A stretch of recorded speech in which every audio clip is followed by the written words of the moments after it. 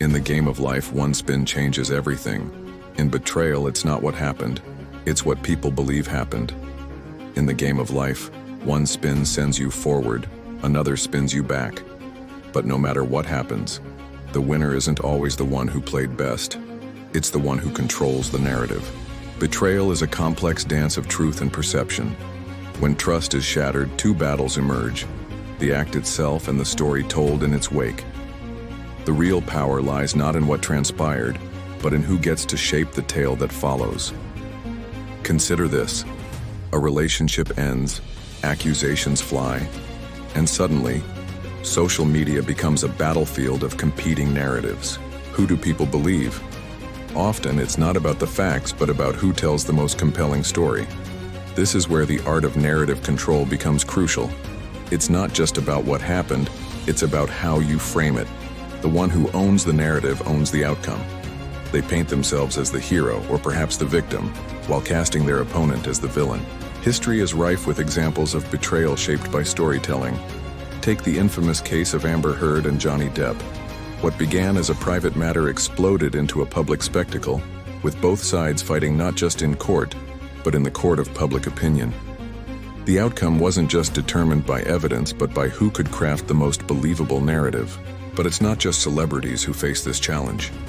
In everyday life, breakups, workplace conflicts, and family feuds all become arenas where narrative warfare plays out. The person who can appeal to emotions, not just logic, often emerges victorious in the eyes of others. So how do you protect yourself in this game of perception? First, control your frame.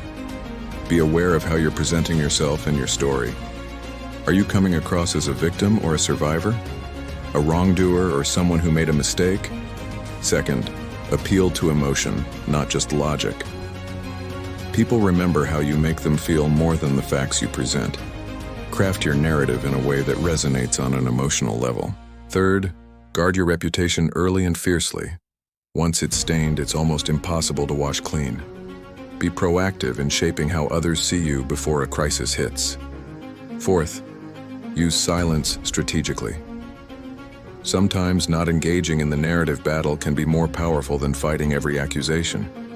Let your actions speak louder than words. Remember, in the world of betrayal and narrative, sympathy wins loyalty. The person who can garner the most sympathy often gains the most supporters, regardless of the truth. This isn't about manipulating the truth. It's about understanding the power of perception. In an ideal world, facts would always prevail. But in reality, the story that sticks is often the one told most convincingly. Think about recent scandals or conflicts you've witnessed. How much of your opinion was shaped by the actual events and how much by the narratives spun around them? It's a sobering thought, isn't it? In the end, the betrayal hurts, but the narrative decides who history believes. Own the story or be written as the villain. It's a harsh truth, but one that can't be ignored in our interconnected, information-driven world. So, the next time you find yourself in a situation where trust is broken or loyalty is questioned, remember, the battle isn't just about what happened. It's about who controls the story that follows. The game of life continues to spin, and with each turn, narratives are shaped and reshaped.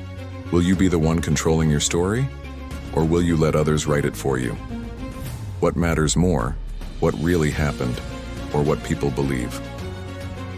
In the realm of betrayal and narrative, that question might just be the key to understanding who truly holds the power.